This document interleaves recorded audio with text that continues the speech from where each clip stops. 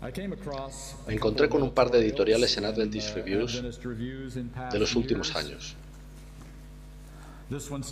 Una comenzaba de la siguiente manera: hace algunos meses recibimos una carta de Bobby. No conocemos la edad de Bobby, aunque sospechamos que es un adolescente o un adulto joven. Tampoco sabemos si Bobby es un hombre o una mujer. La carta decía así: una pregunta me ha preocupado persistentemente hasta crearme verdadera inquietud. Es una pregunta que yo creo fundamental para mi vida. Os formulo la pregunta. Pregunto a cada profeso adventista del séptimo día, ¿qué es un adventista del séptimo día? Y más importante aún, ¿por qué eres tú un adventista del séptimo día? Yo pienso que esa es una pregunta que necesitaríamos hacernos más de lo que lo hacemos.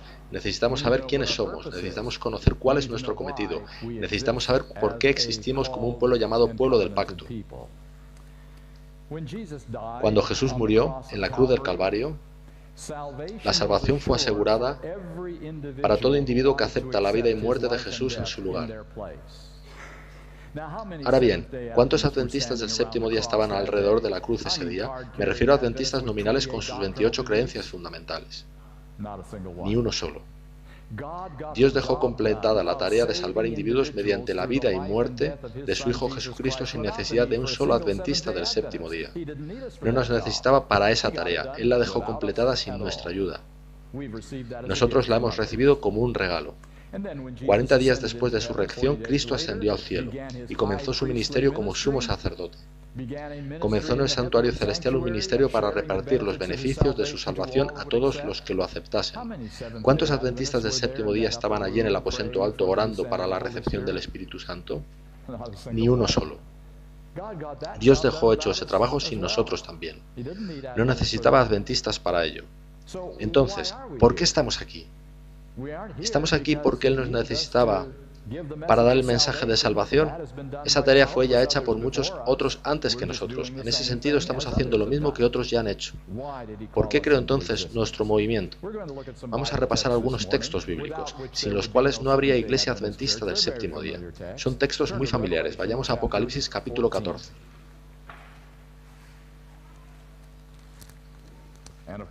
Vais a reconocer inmediatamente este pasaje. Se trata del pasaje de los 3 ángeles volando por el cielo.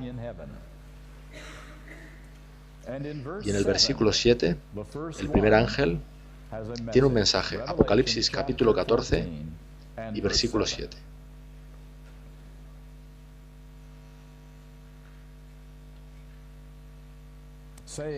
Decía a gran voz: temed a Dios y dadle gloria, porque la hora de su juicio ha llegado. Y adorad a aquel que hizo el cielo y la tierra, el mar y las fuentes de las aguas. Ahora bien, ¿a qué periodo se refiere este texto que dice que la hora de su juicio ha llegado? ¿A qué momento se está refiriendo? Se trata de 1844, ¿verdad? ¿En qué momento de la historia comenzó la andadura de la Iglesia Adventista? En esa misma época, precisamente. ¿Podría ser entonces que nuestra existencia tiene algo que ver con este periodo y lo que en él acontece, dentro del plan de salvación? Veis que la batalla se desarrolla desde hace muchísimo tiempo. Satanás ha estado desafiando a Dios cada momento. Satanás dijo ya al comienzo que la ley de Dios es injusta, así como lo es su carácter. Dijo: yo puedo regir mucho mejor el universo. Dame más, dijo. Y la batalla se desarrolló en este mundo. ¿Quién tiene la verdad, Dios o Satanás? ¿Y sabéis dónde ha obtenido Satanás los mejores argumentos contra el carácter y el gobierno de Dios? No entre los filisteos, no en Moab o en Edom, ni siquiera en Babilonia. ¿Sabéis dónde ha obtenido los mejores argumentos de que la obra de Dios no funciona? Entre su pueblo elegido. Satanás señalaba a esas personas que aseguraban ser el pueblo del pacto y decía: míralos cómo adoran a sus ídolos cada día más. Míralos queriendo ser como las naciones de su alrededor. ¿Es esa tu labor, Dios? Tu obra no funciona, míralos. Sus mejores argumentos venían precisamente del pueblo elegido de Dios. Las cosas se pusieron tan mal que para hacer funcionar su plan, Dios tuvo que mandar a su pueblo a la cautividad. Destruir la ciudad y destruir el templo, aquel maravilloso templo. No podemos siquiera imaginarnos cuán bello era el templo de Salomón. Fue muy costoso para los artistas el diseño de aquel templo. y fue simplemente fulminado. No quedó nada. En ese país extranjero no pudieron volver a adorar a Dios con asiduidad, tal y como estaban habituados a hacer. Vamos ahora al libro de Daniel. Las cosas estaban muy mal en los tiempos de Daniel. Daniel capítulo 8 es uno de esos textos sin los cuales no habría movimiento adventista del séptimo día. Daniel 8, versículo 13. Daniel está en Babilonia con el resto de los cautivos. Y esto es lo que vio.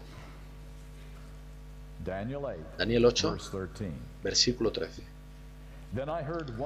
Entonces oí a un santo que hablaba, y otro de los santos preguntó a aquel que hablaba: ¿hasta cuándo durará la visión del continuo sacrificio y la prevaricación asoladora, entregando el santuario y el ejército para ser pisoteados? Esta es una larga y complicada pregunta. Simplifiquémosla. ¿Por cuánto tiempo estará Satanás ganando la batalla? ¿Por cuánto tiempo tu plan va a ser pisoteado? ¿Por cuánto tiempo va a continuar esto? Estamos cautivos, el templo fue destruido, ¿será para siempre? ¿Ganará Satanás la batalla? Esa es la pregunta. Me alegra mucho el siguiente versículo, versículo 14. Y él me dijo: hasta 2300 tardes y mañanas, luego el santuario será purificado. ¿Qué está respondiendo Dios a la pregunta? ¿Triunfará Satanás? Su respuesta es sencilla. Satanás será derrotado. Esa es la respuesta. Pero también dice: Daniel, deberás tener mucha paciencia. Esto no puede arreglarse rápidamente. Los argumentos que presenta Satanás son muy poderosos. Va a llevar siglos. Siglos literales. Milenios el arreglar esto. Irás a la sepultura, Daniel. Será mucho después de tus días. Pero llegará un día en que los argumentos de Satanás serán echados por tierra para siempre. Y Satanás será derrotado. Podemos ver que la palabra purificado tiene diversos significados en la lengua original. Puede significar arreglado. Puede significar vindicado. Puede significar absuelto de acusaciones. Puede significar justificado. Por supuesto, también puede significar purificado. Todo ello en una sola palabra hebrea. Lo que en definitiva se está diciendo aquí es que el plan de Dios será vindicado y Satanás perderá. Esa es la respuesta a Daniel. Veamos ahora otro texto en el Nuevo Testamento. Romanos capítulo 3. Se trata de un texto muy interesante. Un texto en el que no reparamos a menudo. Romanos capítulo 3, versículo 4.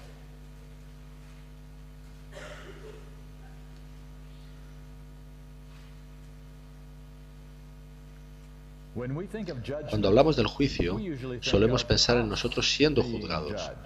Fijémonos, sin embargo, en lo que dice este versículo, Romanos capítulo 3, versículo 4. De ninguna manera, antes bien, sea Dios veraz, aunque todo hombre sea mentiroso, como está escrito, para que seas justificado en tus palabras y venzas cuando fueres juzgado. Aquí dice que Dios está siendo juzgado. Lo más extraordinario, a mi parecer, en toda esta batalla entre Dios y Satanás, es que Dios dice: el asunto se decidirá no por mis afirmaciones, sino por mis explicaciones. Y cuando yo explique y demuestre quién soy yo y quién es Satanás, yo dejaré que tú seas el juez definitivo. Tú decidirás quién dice la verdad. Eso es lo que Dios está diciendo. ¿A qué extraordinario Dios servimos? Que se pone a sí mismo en esa tesitura. Él, que es omnipotente y omnisciente y tiene el control del universo entero, dice: yo permitiré que los seres que yo creé sean quienes determinen si soy digno de permanecer a cargo del universo. Seres finitos como ustedes o yo, tomando esa decisión. Y esta es la declaración de que Dios vencerá cuando Él sea juzgado. Cristo llevó el nombre de Dios muy bien, ¿verdad? Él demostró cuál era el carácter de su Padre. Mostró cómo era Dios realmente. Demostró cómo era Satanás. Encontré algunas citas interesantes.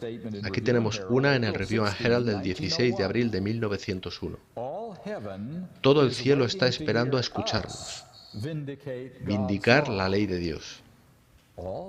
¿Todo el cielo está esperando a escucharnos? ¿Quiere esto decir que Jesús no concluyó la vindicación definitiva de Dios?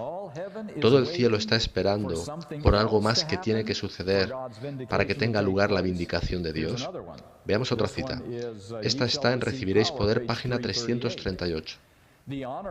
El honor de la ley de Dios ha de ser vindicado ante los mundos no caídos, ante el universo celestial y ante el mundo caído. ¿Qué es necesario, por tanto? Que el honor de la ley de Dios sea vindicado. Ese fue el desafío de Satanás. Él decía, la ley de Dios no es buena, no es justa ni razonable, no la necesitamos. Podemos decidir por nosotros mismos. La ley de Dios debe ser vindicada. Testimonios, volumen 5, página 746. Si alguna vez ha habido un pueblo necesitado de luz del cielo permanentemente creciente, es el pueblo al que en este tiempo de peligro Dios llamó para ser depositario de su santa ley y para vindicar su carácter ante el mundo. Interesantes declaraciones. Los que vivimos hoy somos llamados a una misión especial, vindicar el nombre de Dios. Tomen de nuevo sus Biblias. Volvamos a Apocalipsis capítulo 14. Antes del vuelo de los tres ángeles, con los mensajes finales, se describe un grupo de gente en el mismo capítulo. A veces nos olvidamos de este grupo y hablamos solo de los tres ángeles. Apocalipsis 14, versículos del 1 al 5. Describe un grupo de personas muy singular. Y en el versículo 5 encontramos una declaración impresionante. Y en sus bocas no fue hallada mentira, es decir, hipocresía o engaño. Pues son sin mancha delante del trono de Dios. Una gente sin falta, una gente sin engaños. Un pueblo que Dios trajo a la existencia para proclamar los tres mensajes. ¿No nos preguntamos a veces por qué los tres mensajes no tienen el poder que esperábamos que tendrían? A lo mejor es porque el pueblo no es aún el pueblo que Dios precisa. Y a lo mejor este pueblo es la clave para el éxito de los tres mensajes que se describen aquí. Así que Apocalipsis 14 es un capítulo importante. Ellen White lo describe así en El deseado de todas las gentes, página 671. El honor de Dios, el honor de Cristo están comprometidos en la perfección del carácter de su pueblo. Lo que está aquí en juego no es mi honor, no es ni siquiera mi salvación. Lo que está en juego es el honor de Dios. ¿Puede Él llevar eso a cabo? ¿Puede Él realmente producir un pueblo como el descrito en Apocalipsis 14:5? ¿Es eso posible? La totalidad del cristianismo dice que es imposible hasta la segunda venida de Cristo. Cuando imagino, Dios pulsará un botón mágico en nuestros cerebros y de repente dejaremos de pecar. Pero esa no es la manera de actuar de Dios. Dios nunca hace eso. Nunca nos trata como a robots o a computadoras. ¿Habrá alguna vez un pueblo que demuestre que Dios dice la verdad en Apocalipsis 14, versículos del 1 al 5? ¿Existirá alguna vez ese pueblo? Creo que es muy significativo que Ellen White le llama a esto la expiación final, la cual es la última parte del proceso de expiación. Sin esta parte, la expiación no puede terminarse, incluso considerando que Jesús murió en la cruz en la más grande manifestación que jamás vio el mundo.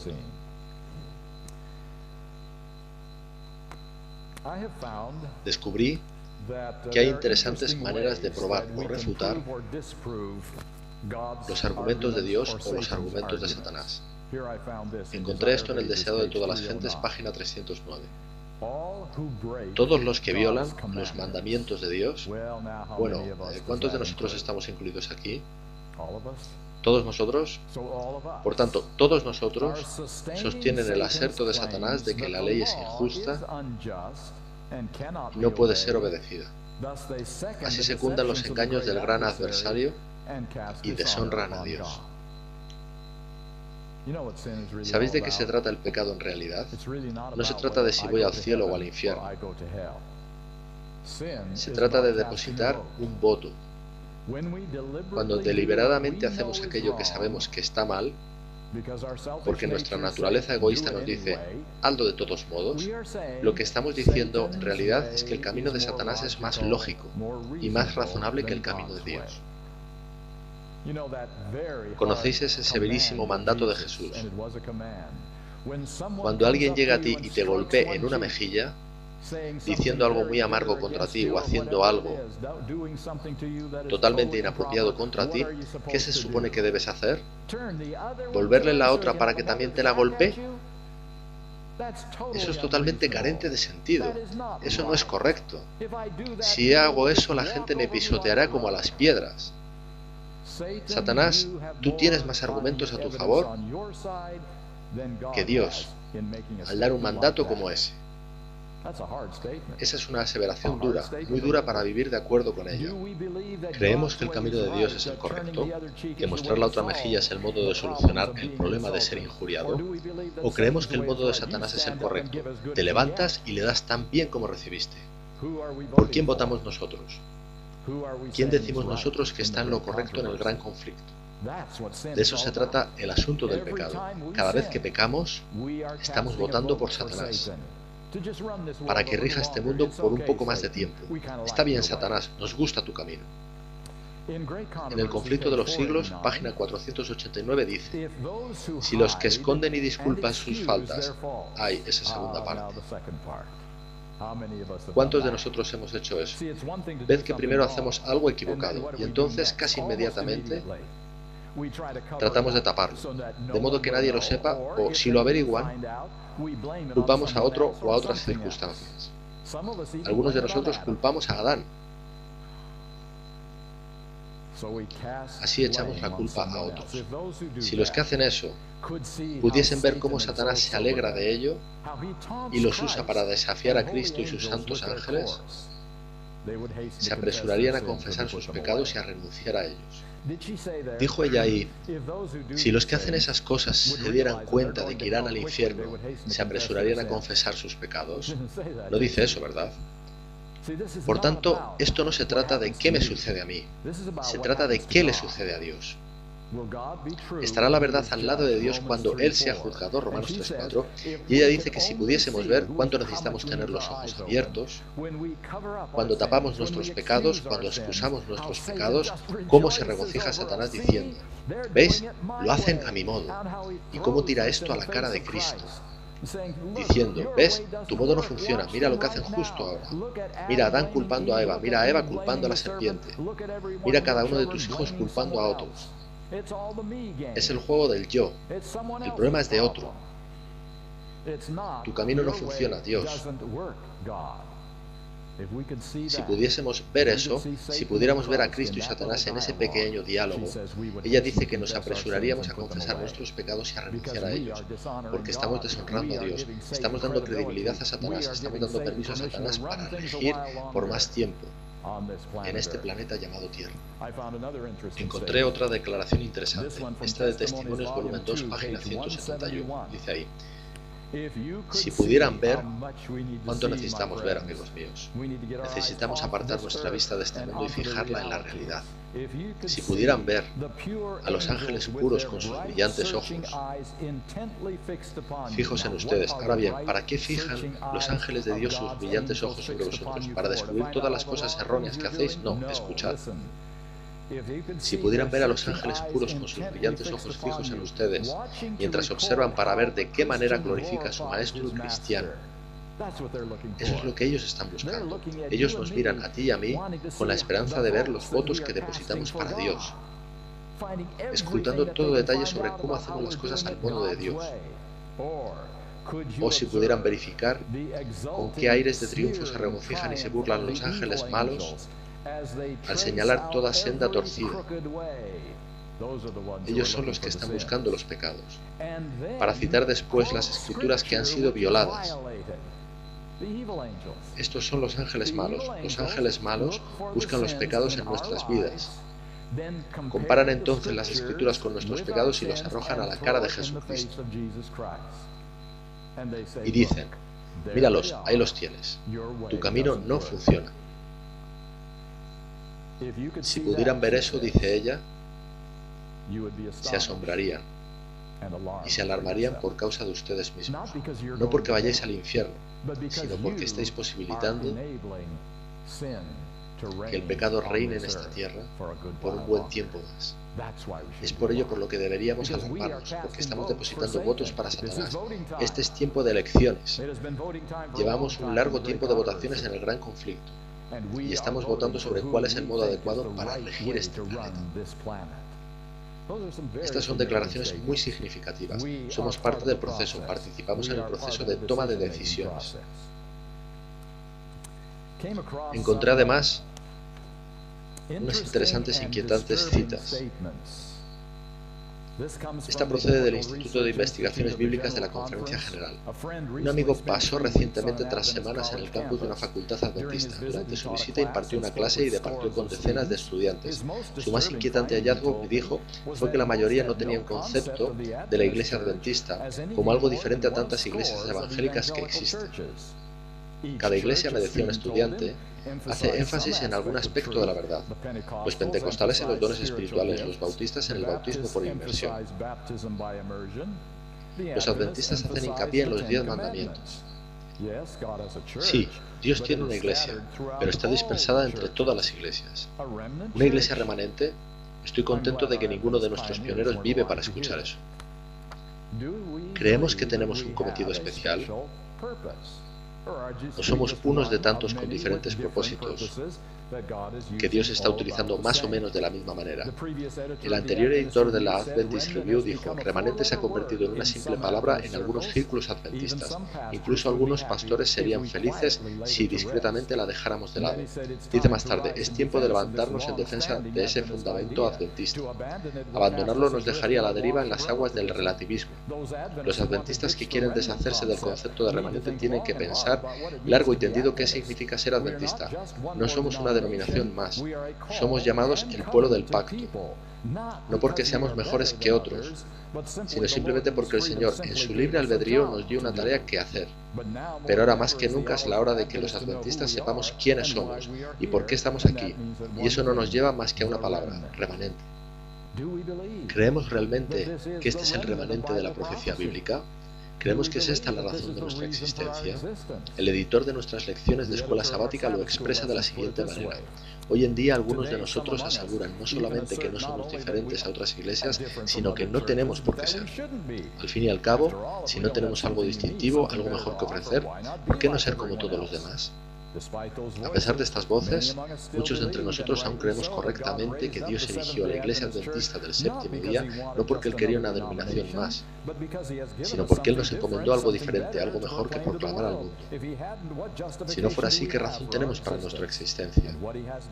Y lo que Dios nos ha dado son verdades cruciales y distintivas que hacen de los adventistas del séptimo día no luteranos, no episcopalianos, no bautistas, no metodistas, sino adventistas.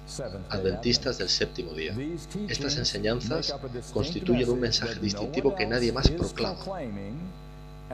Y precisamente porque no lo hacen, tenemos que hacerlo nosotros. Esa de hecho es la razón por la que estamos aquí. ¿Creemos eso? ¿Creemos que estamos aquí precisamente por ese crucial cometido? ¿Saben? La venida de Jesucristo no depende de cuándo quiere venir Jesús, lo crean o no, porque lo habría hecho ya hace mucho tiempo. 2 veces en la historia adventista eligió Jesús venir. La primera fue unos 10 años después de 1844, si el movimiento milerita no hubiera caído en el desánimo. La segunda vez fue alrededor de 1890, cuando Dios envió mensajeros para preparar a su pueblo para la traslación y su profeta apoyó a tales mensajeros. Ahí es cuando Él quería venir. Hay una razón por la que aún estamos aquí. No sé si algunos de ustedes han oído de este hombre o escuchado sus antiguas grabaciones. Su nombre es W.D. Frasey. Era de un sitio no lejos de aquí, Wildwood. Ya falleció, claro. Pero dijo algo muy importante que me gustaría que escuchasen. Lo comprendiese la gente o no, él pudo ir a la cruz para hacerse comprender más adelante. ¿No es eso lo que sucedió? ¿Qué individuo en la tierra comprendió lo que estaba sucediendo en la cruz? Y Jesús tuvo que explicar todo más tarde, incluso a sus discípulos más allegados. Entonces, en 1844, lo entendiera alguien en la tierra o no, Él pasó del lugar santo al lugar santísimo. para explicarlo más adelante. Ni una persona en la Tierra entendió qué estaba sucediendo el 22 de octubre de 1844. Y él tuvo que explicarlo después. Pero él no puede concluir su tarea en el lugar santísimo y explicarlo después, porque después sería demasiado tarde. Vean, nunca antes en la historia de la humanidad ha habido un cierre universal para el tiempo de gracia. Hubo uno que se le asemejaba, el diluvio. Pero sabéis que de las 8 personas que le sobrevivieron, algunas no lo hicieron también tras el diluvio, ¿verdad? Sin embargo, no ha habido jamás un cierre universal de la gracia en el que las puertas del perdón se cierren para siempre. De manera que si Jesús esperase a después de haber abandonado el lugar santísimo para explicarnos qué había hecho, no hay ya más perdón ahora, sería demasiado tarde. No tendríamos oportunidad de tomar una decisión. Ahora vemos por qué el novio se está demorando, por qué el tiempo continúa desde 1844. Jesús ha ralentizado su ritmo para poder acompasarlo al nuestro. Ahora no puede ser como en la cruz, cuando Él siguió adelante sin que su iglesia comprendiese. No puede ser como en 1844, cuando Él se movió al marcar la hora al reloj profético. Esta vez el reloj no avisará hasta que su iglesia esté preparada. Es esa la razón por la que Él levantó este movimiento, para poner la pieza final del rompecabezas, para desterrar las últimas acusaciones contra el carácter de Dios, para refutar la última acusación de Satanás de que la ley no puede ser obedecida. Nosotros mostraremos que la ley es buena y puede ser obedecida y que Dios tiene razón y no Satanás, y así el gran conflicto podrá llegar a su fin. Es por esto por lo que estamos aquí. ¡Wow! Vaya papel a desempeñar en la batalla que comenzó con Lucifer en el cielo. El punto de decisión final por el que Él creó este movimiento. Bien, pasemos ahora a otro asunto. ¿Cuál era el propósito de Israel? ¿Por qué creó Dios al pueblo de Israel? Para llevar al cielo al máximo número posible de israelitas. ¿Es eso? ¿O más bien Israel debería ser la luminaria del mundo? ¿No debería ser Jerusalén el lugar a donde cualquiera que quisiese saber sobre el gran Yahvé, el creador de todo el universo, tendría que acudir para obtener información? Recuérdese que debería haber grandes vías construidas desde todas las partes del mundo a la gran capital del mundo, Jerusalén. Esas eran las profecías del Antiguo Testamento. Israel estaba para iluminar al mundo acerca del carácter de Dios y del gran conflicto. ¿Qué tal lo hicieron? Bueno, ya lo sabéis, no muy bien. No muy bien. Entonces, ¿por qué creó Dios la Iglesia Adventista del séptimo día? Para llevar al cielo a tantos adventistas como sea posible. Tenemos 16 o 17 millones ahora. Quizá el número mágico sea 30 millones, y entonces ya está. O simplemente somos como los israelitas a todos los efectos, de manera que Dios creó este movimiento para que todo el que quiera conocer sobre el verdadero Dios del cielo, no las versiones falsas, el verdadero evangelio, no las falsas versiones, la auténtica verdad, no las falsificaciones, acuda a este movimiento para comprender a Dios. ¿No es eso por lo que Dios nos creó?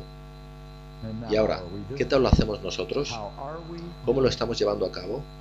Nos gustaría pensar que lo estamos haciendo muy bien, pero a veces las estadísticas dicen lo contrario. En los últimos años se han hecho interesantes encuestas que revelan algunas cosas que nos gustan y otras que no nos gustan tanto. Esta fue en 1986, una encuesta hecha por Gallup. Ellos encontraron que el 70% de los que respondieron dijeron que habían oído o leído sobre la Iglesia. El 70% de la gente a la que encuestaron afirmaron haber oído de los adventistas del séptimo día. Cuando les preguntaron qué les gustaba más de nosotros, el 52% dejó esa línea en blanco y el 21% respondió nada en particular. Entonces les hicieron otra pregunta. ¿Qué es lo que menos te gusta de los adventistas? El 51% no respondió y el 22% dijo que no les disgustaba nada en particular. ¿Cómo lo estamos haciendo, amigos? Otra encuesta fue hecha en 1995. Esta vez poco más del 50% habían oído alguna vez de nuestro nombre.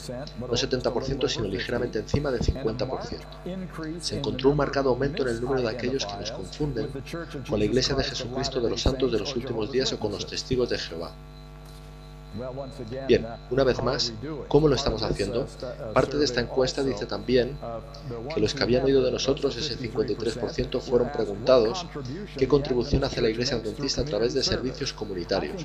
Creo que todos vosotros habéis oído de ADRA.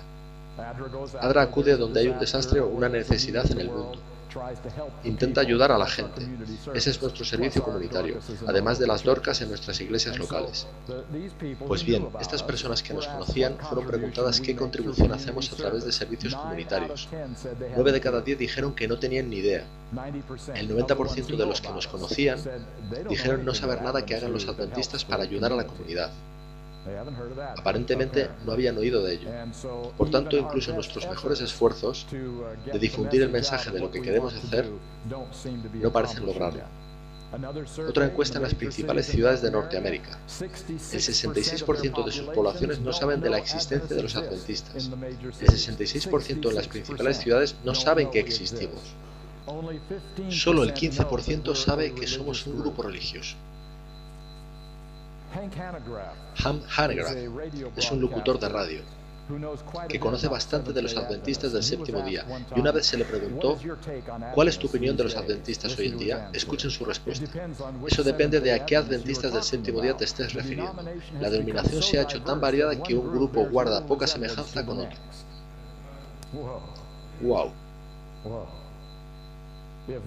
Si eso es verdad, incluso remotamente, ¿qué tipo de obra estamos haciendo cuando llevamos la verdad acerca del carácter de Dios claramente al mundo? Si tenemos que decir, bien, esta es una rama de los adventistas, y esa es otra rama, y hay otra allí, y todas difieren las unas de las otras. De manera que, desde un punto de vista realista, las estadísticas nos dicen que no estamos llevando muy bien el mensaje. Simplemente no estamos haciendo lo que se suponía que debíamos hacer. Ellen White dice en Testimonios para los Ministros, página 50, a través de la Iglesia, será exhibida al mundo la última y plena manifestación de amor de Dios al mundo, el cual será iluminado con su gloria. A través de la Iglesia, lo que significa que tenemos que hacer alguna preparación, tenemos cambios que hacer, tenemos algo que hacer. Ahora bien, puesto que la Iglesia lucha, pero tenemos que ser sinceros y decir que no es lo que Dios pretendía que fuese, podemos fácilmente ser tentados a decir, olvidemos todo esto que acontece en la Iglesia.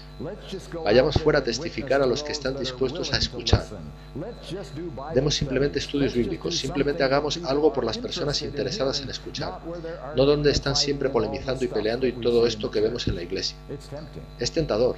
Sin embargo, os pregunto, cuando Jesucristo estaba intentando alcanzar a un pueblo que estaba solo a 3 años de ser totalmente rechazado por Dios como su pueblo, ¿dónde empleaba él la mayor parte de su tiempo? ¿En Sirofenicia? ¿En Edom? ¿En Moab? ¿En los países alrededor de Palestina?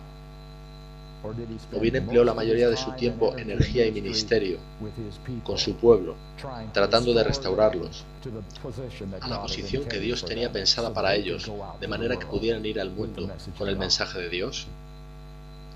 Jesús no abandonó a su pueblo doliente que estaba a 3 años de ser rechazado. Intentó con toda la energía de su ser restaurarlos a su posición en el plan de Dios. Y yo sugiero que aprendamos esa lección. Hemos de ser restauradores, no ignoradores. No podemos huir del problema. El problema somos nosotros. Necesitamos sanar nuestros problemas. Necesitamos salir a flote juntos. Necesitamos unirnos bajo el estandarte de la verdad, no el de la mentira, sino bajo el de la verdad. Necesitamos dar lo mejor de nosotros mismos para sanar el daño que Satanás está haciendo incluso en la Iglesia Adventista del séptimo día. Encontré otra cita interesante, en esta ocasión de un antiguo presidente de la Conferencia General, de manera que no es sospechoso de proceder de alguien que esté atacando a la Iglesia. Viene de alguien muy preocupado en promover el adventismo. Él dijo, la música se compone de tres partes, melodía, ritmo y acompañamiento. Las tres son esenciales, pero no de la misma importancia. La melodía debería ser la parte principal y no debería ser eclipsada por el ritmo o por el acompañamiento. Ahora, ¿qué tiene esto que ver con el adventismo del séptimo día? Melodía, ritmo y acompañamiento. La evangelización del mundo por medio de predicaciones extensivas, material impreso y el empleo de grandes sumas de dinero en campañas, edificios, equipos y viajes, siendo estos vitales, no cumple en sí mismo la comisión principal confiada a la Iglesia remanente. Ellos no son la melodía, como mucho son el acompañamiento. Y hoy en día lo que escucho es que esto es la melodía. Expandid el mensaje, compartid el mensaje, misión global, lo que sea. Esa es nuestra misión. Pero este hombre dice, no, eso es solo el acompañamiento. La melodía, que debe sonar desde ya, pero cada vez más clara, es la canción de la victoria sobre el pecado.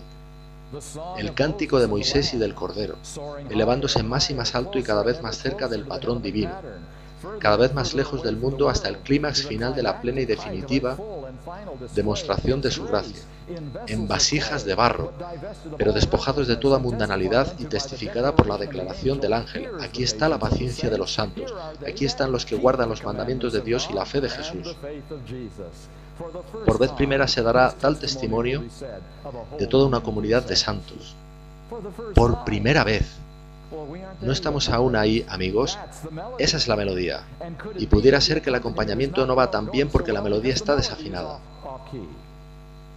La melodía no está. Y entonces él dice, esperemos que vean y estén advertidos. En cierta ocasión David fue víctima de la mágica influencia de los números, que Satanás inspiró para sutilmente llevarlo al orgullo y la autocomplacencia, que tan astutamente sustituye cantidad por calidad y mediocridad por verdadero mérito. Si permitimos que prevalezca el encanto ejercido por la magnitud del número y la cantidad, este llenará los bancos de nuestra iglesia con hijos ilegítimos y aumentará sus filas con una multitud mezclada que, como en el pasado, puede producir en su marcha una paralización en un nuevo Cades Barnea. Dios no lo permita. ¿Qué es lo que nos decía el líder de la iglesia? Que un evangelismo hecho inapropiadamente y sin cuidado puede destruir nuestro movimiento.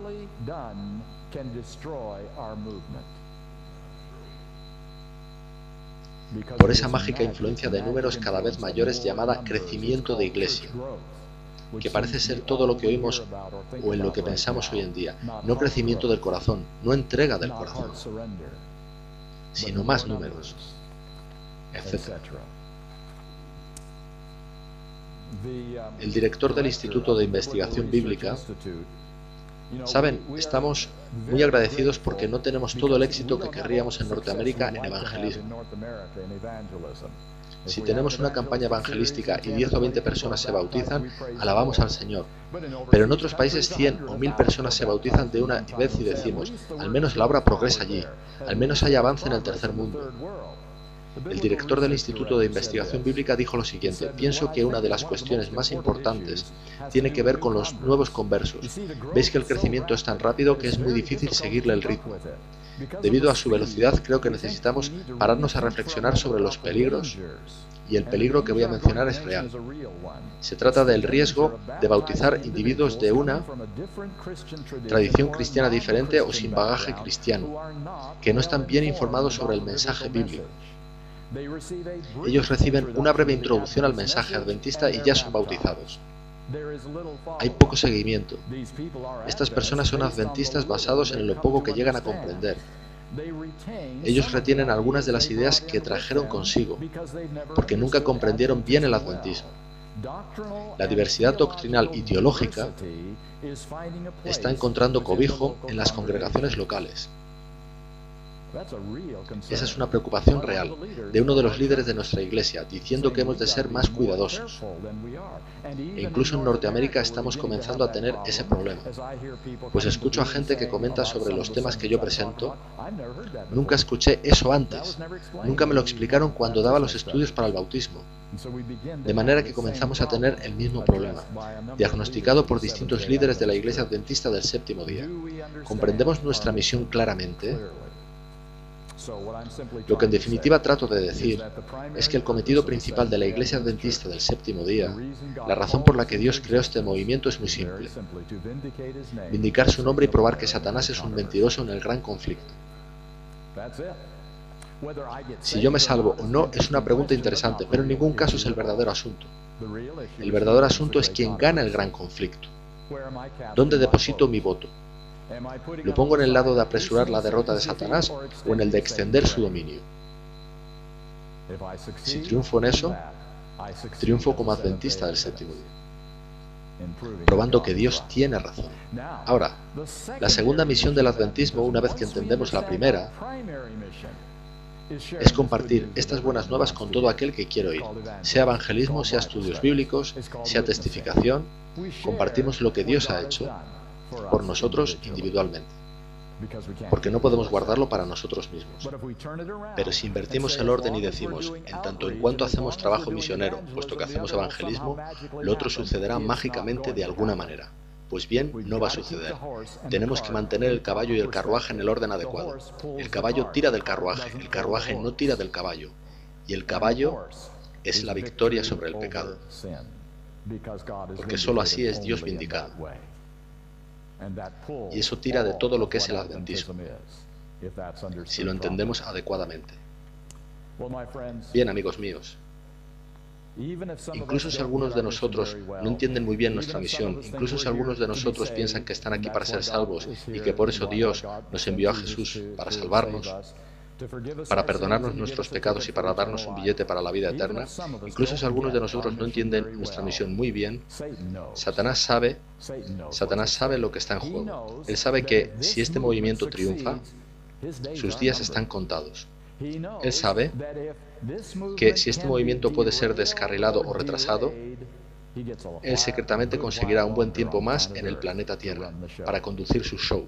Él sabe eso. Él tiene eso muy claro. Y por cierto, una pequeña cosa. ¿Cuántos de los movimientos que Dios ha creado han tenido éxito en sus misiones?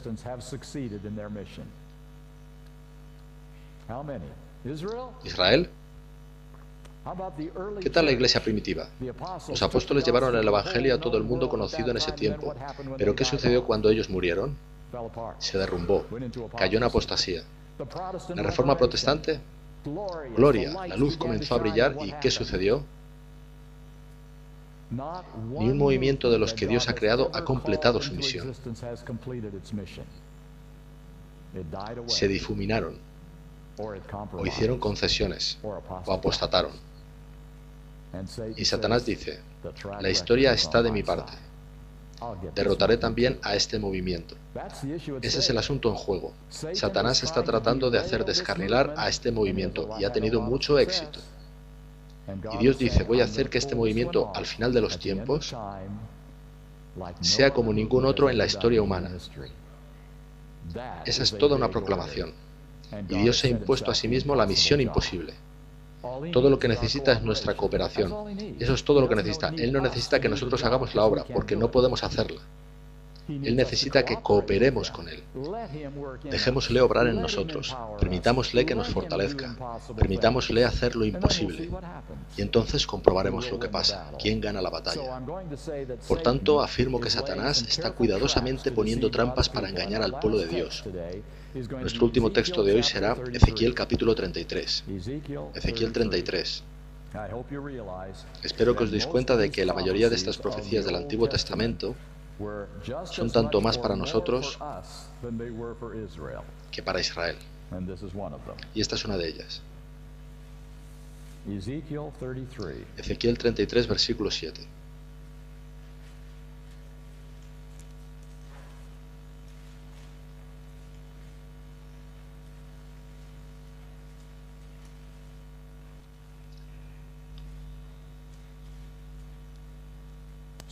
A ti, pues, hijo de hombre, te he puesto por atalaya a la casa de Israel, y oirás la palabra de mi boca y los amonestarás de mi parte. Es un mensaje de advertencia. Avanzamos al versículo 10. Tú pues, hijo de hombre, di a la casa de Israel: vosotros habéis hablado así, diciendo, nuestras rebeliones y nuestros pecados están sobre nosotros, y a causa de ellos somos consumidos. ¿Cómo pues viviremos? Estamos siempre pecando, siempre sucede lo mismo. No nos comportamos como debiésemos. Continuamos pecando. ¿Cómo sobreviviremos? Diles: vivo yo, dice Jehová el Señor, Dios basa este asunto en su propia existencia, que no quiero la muerte del impío, sino que se vuelva el impío de su camino y que viva. ¿Quiénes son estos impíos? A las dos palabras siguientes: volveos, volveos. Sí, vosotros sois los impíos, mi pueblo elegido. Volveos, volveos de vuestros malos caminos. ¿Por qué moriréis, oh casa del adventismo? No pienso que haya leído mal este texto. No lo creo. Nosotros somos el moderno Israel que Dios ha creado. Y Él no se complace en nuestra destrucción o nuestro fracaso. Eso no le agradará en ningún caso. Pero esa es la única esperanza para nosotros, impíos, seamos honestos. Que nosotros, impíos, nos volvamos de nuestros malos caminos. Tenemos que tomar algunas decisiones difíciles. ¿Continuaremos permitiendo que nuestra cultura domine nuestras decisiones del día a día, en las actividades en que participamos, en lo que leemos, en lo que escuchamos, incluso en lo que comemos, amigos míos? ¿Continuaremos permitiendo que la cultura domine nuestra toma de decisiones? Eso es por lo que Israel fue destruido, por esa única razón. La cultura se antepuso a la palabra de Dios. Estamos ante el mismo peligro ahora. Y justo ahora Dios apela a nosotros para que nos volvamos, antes de que fracasemos como pueblo. Ahora bien, Satanás, como dije, sabe lo que está aquí en juego. Y Satanás está poniendo bien sus trampas para cada adventista del séptimo día, porque si consigue que fallemos, o que nos retrasemos, o que seamos descuidados, él consigue más tiempo en esta tierra. Primera trampa de Satanás: la ya conocida mundanalidad. Hay tantas cosas atractivas en este mundo, ¿verdad? Mirad en Internet, hay toneladas de cosas fascinantes y estimulantes, y algunas de ellas realmente inapropiadas, pero al mismo tiempo muy tentadoras. En Internet hay un mundo de información en el que podemos emplear todo nuestro tiempo. Incluso con las cosas buenas de Internet, nuestras vidas pueden ser inundadas en nuestros chats y sitios semejantes donde mostramos mucho interés en comentar cosas sobre otros. Mundanalidad. Y están también las preocupaciones de este mundo. Quiero decir, luchar por la supervivencia se hace duro. ¿Y cuánto tiempo dejamos para Dios? Así que la trampa número 1 es el mundo y sus preocupaciones. Para aquellos que no den cabida a esto, nosotros no seremos atrapados por el mundo, no nos precipitaremos por ese camino. Satanás dice: bien, ven a la iglesia, con regularidad, trae tu Biblia, estudia las lecciones de escuela sabática, implícate en actividades de iglesia, hazte parte de la iglesia, sal y da estudios bíblicos, hazlo, hazte un verdadero cristiano adventista del séptimo día. Simplemente entiende que el camino de la salvación no es el que algunos quieren presentarte. Dios no es arbitrario. Él no va a abandonarte cuando cometas errores. De manera que Dios aceptará tus errores. Está bien. Dios te ama demasiado. Si pecas, Dios lo entiende. Todo ello ya fue amortizado en la cruz. Cuando aceptas a Jesucristo, ya está. Y tú tienes una relación salvífica que no puede romperse independientemente de lo que hagas. Simplemente comprende que un pequeño pecado es permisible en el plan de Dios. Está bien. Dios es misericordioso. Puedes ser cristiano. Tú puedes hacer un buen trabajo como cristiano adventista que asiste a la iglesia. Simplemente comprende que el Evangelio no es tan severo como tú pensabas. Dios te amará y aceptará independientemente de lo que hagas. Un falso evangelio. Es la trampa número 2. Gracia barata. Salvado en tus pecados. Está bien. Para aquellos que no van a ser atrapados por esa imitación del evangelio, esa falsificación del evangelio, Satanás tiene otro plan. Aquellos cuyos ojos están bien abiertos y no van a tropezar en el camino de la gracia barata, se trata de la perspectiva: ved cuán malos son ellos. Mirad lo que hace la conferencia. Fíjate en lo que acaba de decir nuestro pastor. Mirad lo que ha decidido incluir la iglesia en los servicios de adoración. Observa la apostasía que hay ahora en la iglesia. No tienen nada de bueno. Ese, aquel y aquel. Mira cómo están de mal. Y constantemente señalamos a los que son malas personas en la iglesia. Es el espíritu de la crítica. Deben señalarse los problemas, sí. Pero ¿cómo lo hacemos? ¿En el espíritu de Cristo o en el espíritu de Satanás? Un espíritu amargado, un espíritu enfadado, siempre crítico, no viendo nada bueno. Tercera trampa de Satanás. A él le es indiferente si sois presos del hielo, de la indiferencia o del fuego del fanatismo, amigos míos. Ambos caminos son buenos para él. Número 4. A la mayoría de nosotros no nos gusta ser extremistas. Derecha, izquierda. Queremos ser equilibrados. Queremos estar en el punto medio. Queremos ser considerados como moderados. Y sabéis que la única manera de lograr eso en la iglesia adventista de hoy en día, con todas las cosas que están aconteciendo, es muy simple. Venís a la iglesia, os sentáis en el banco el sábado por la mañana, después os vais de la iglesia y mantenéis vuestra boca cerrada. No habláis a nadie sobre nada significativo, especialmente nada sobre religión. Quizás podéis hablar sobre el tiempo, está bien, pero no habláis sobre nada relacionado con la salvación, las doctrinas o la verdad, porque podríais ser etiquetados. Pudiera ser que alguien dijese, él es un, y después un nombre puesto a vuestras espaldas. De manera que simplemente mantenéis vuestra boca cerrada. Comentáis algo con vuestra esposa, sí, pero nada más. ¿Sabéis lo que dice Ellen White? La peor hostilidad hacia Dios es la neutralidad en una crisis. ¿Conocéis que eso fue realmente lo que desembocó en la Segunda Guerra Mundial? ¿Sois conscientes de eso?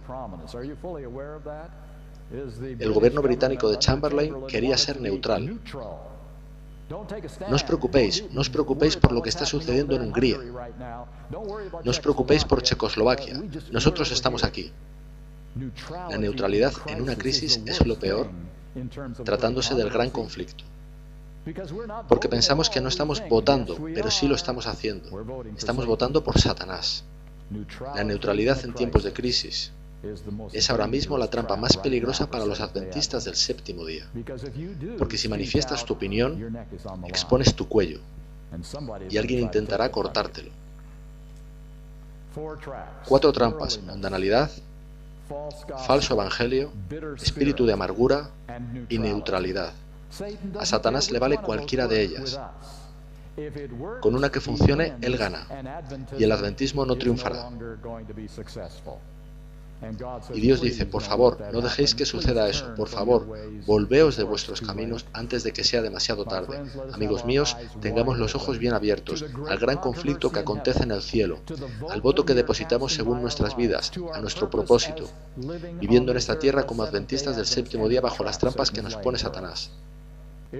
Si hacemos esto, sí hay aún esperanza de que el movimiento adventista pueda convertirse en el remanente de la profecía, que verdaderamente guarda los mandamientos de Dios y tiene la fe de Jesús. Que seamos nosotros ese pueblo, que no suframos los fracasos del pueblo de Israel con el que Dios hizo su primer intento. Que esta vez Satanás sea totalmente derrotado. Es por lo que estamos aquí, y entonces podemos ir a casa. Así de simple. No es complicado. Que Dios nos ayude a ser adventistas del séptimo día.